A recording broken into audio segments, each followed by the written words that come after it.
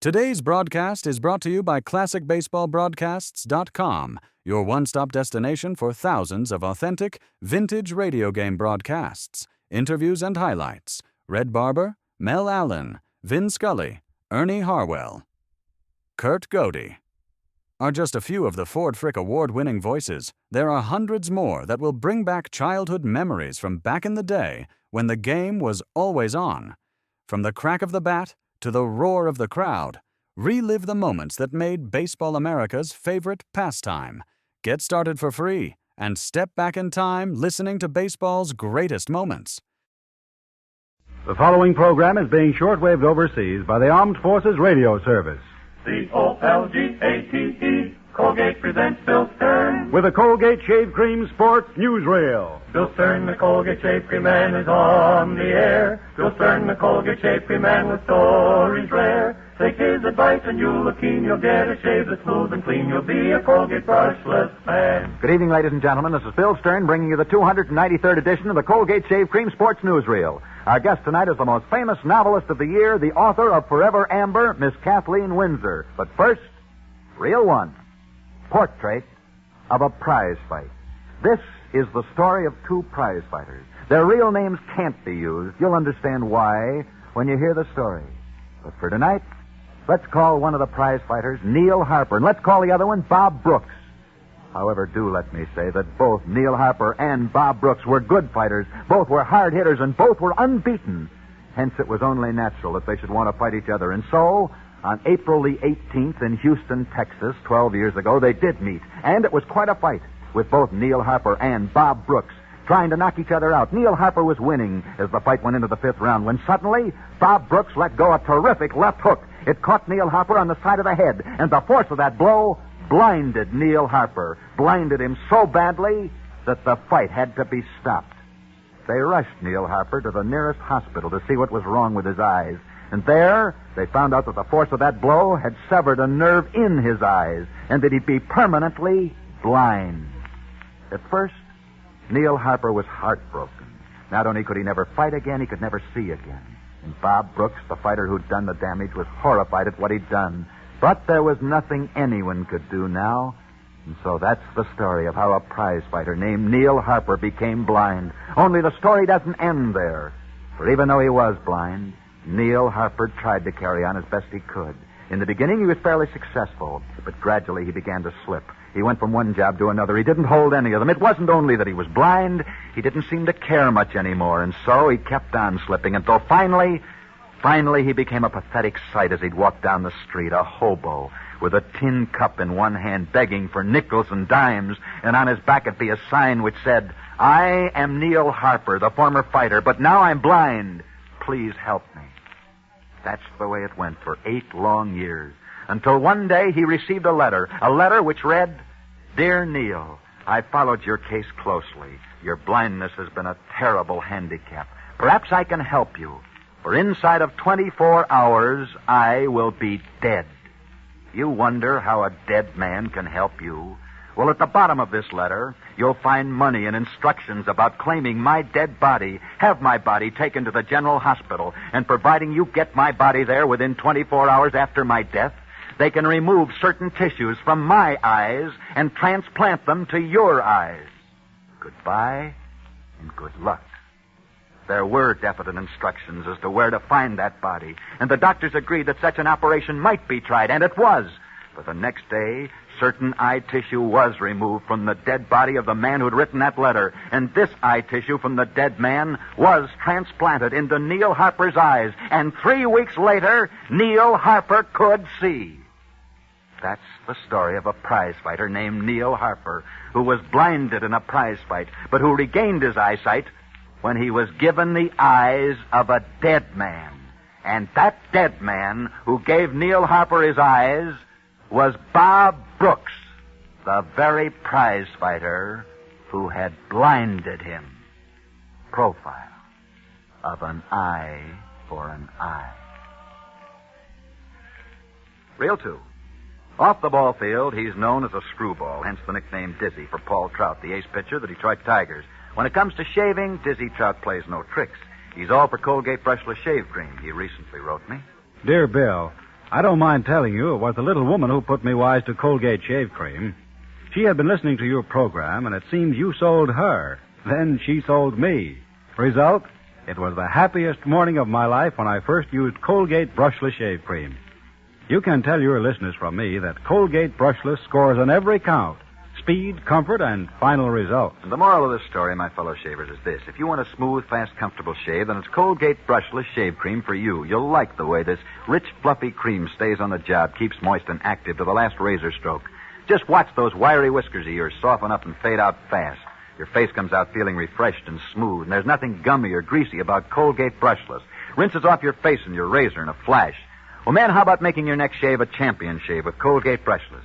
Now, if you're not completely satisfied, just send the top of the carton to me, Bill Stern, care of Colgate, Zone 2, New Jersey, and I'll see that you get double your money back. Ask for Colgate brushless shave cream in the big 9-ounce economy-sized jar. Reel 3. Colgate's camera close-up of this year's most famous author. This year, a new book became the sensation of the nation. This book was Forever Amber. But this book, Forever Amber, did something else, too. It quickly made its author, Miss Kathleen Windsor, very famous. And here she is in person, the famous author of Forever Amber, Kathleen Windsor. Good evening, Bill. Good evening, Kathleen. You know, Bill, it's funny that I should be on this program. Well, why do you say that, Kathleen? Because this is a sports program.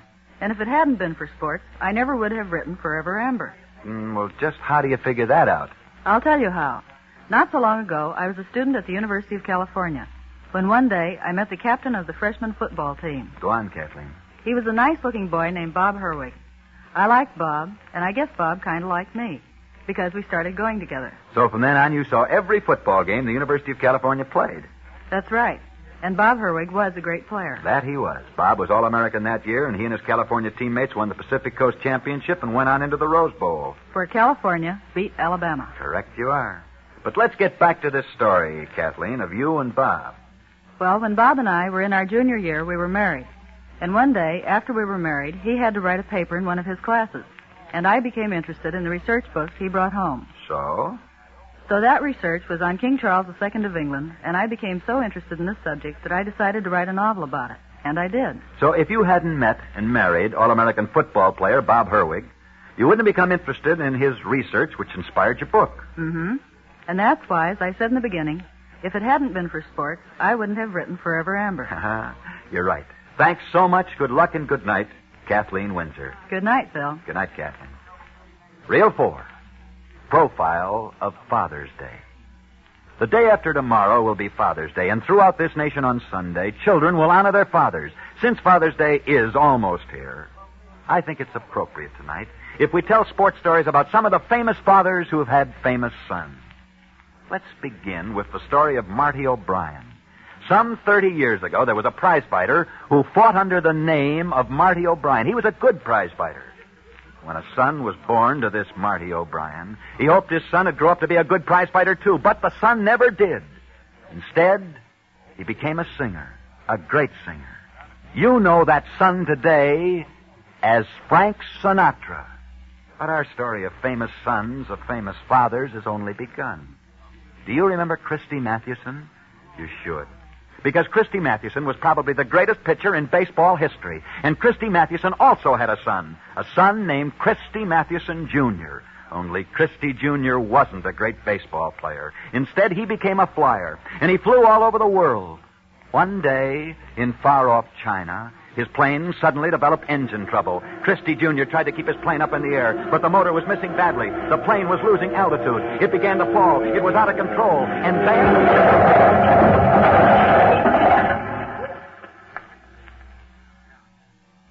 The plane had crashed in a remote region of China.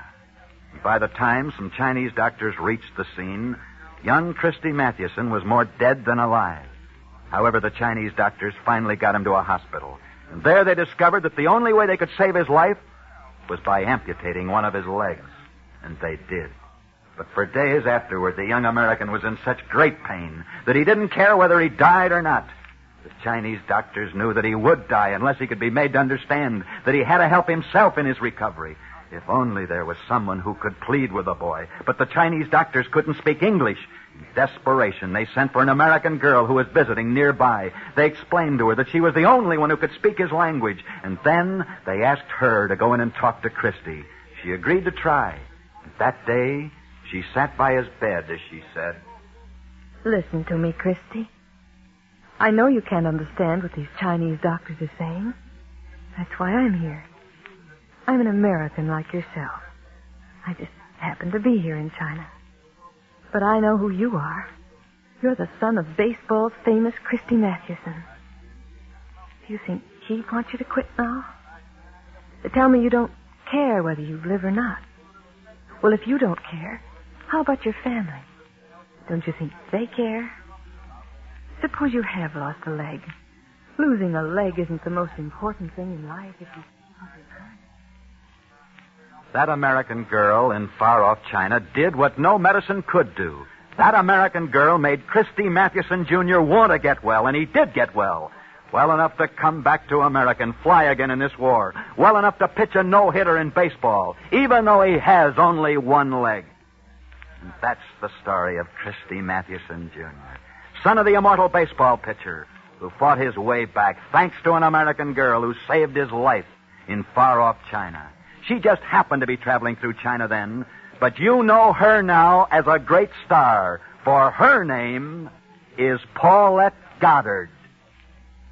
Christy Mathewson, Frank Sinatra, famous sons of famous fathers, stories we recall tonight because Father's Day is almost here. But no story of Father's Day would be complete without the legend of how Father's Day began.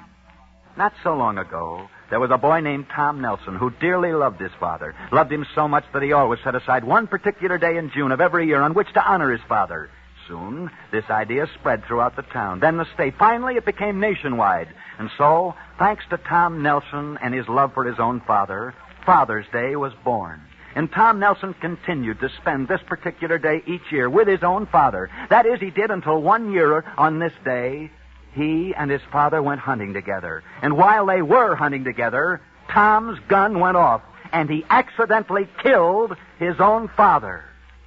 Portrait of the son who began Father's Day, and yet, strangely enough, killed his own father on that very day.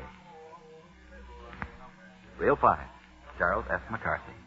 Men, have you a shaving combination that's TNT? Yep, TNT, meaning tough and tender. Tough whiskers and a tender skin so that shaving is a sore point with you? Well, forget it, brother. You just haven't tried Colgate Brushless Shave Cream yet.